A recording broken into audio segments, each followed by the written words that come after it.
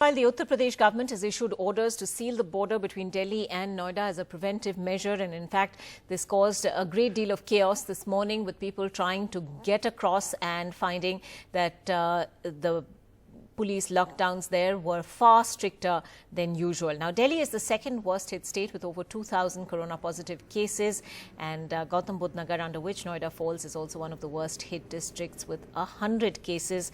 The district magistrate now saying that many of those who tested positive in Noida were believed to have links with Delhi and may have brought it across, and that's why the borders were being sealed. Sukirti joining us at this point. Sukirti, just take us through the exemptions that are still allowed and what this has meant for the many people who've tried to cross the border today and failed to do so. Well, only certain officials of the central government who have the required IDs, they are being allowed. Those doctors who work at hospitals in Noida, they are being allowed, and some of the goods, some of the vehicles that carry essential goods, they are being allowed. But the catch is that even if you are being allowed, you will be checked like this over here.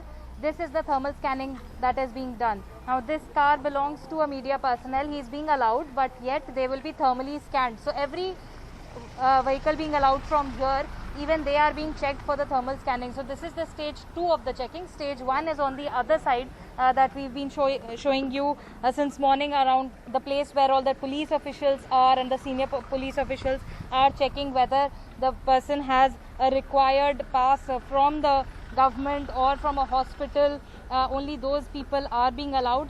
But once they gain entry from that first checkpoint, they have to go through this second checkpoint over here, and if the temperature is higher, they will be asked to turn back. We've seen this process start from the last half an hour, and we saw one person whose temperature was higher, and that person was asked to go back to Delhi. So this is how it is being done at this point of time. Since morning, they had already started checking for the IDs and the passes and allowing only few people to go towards Noida.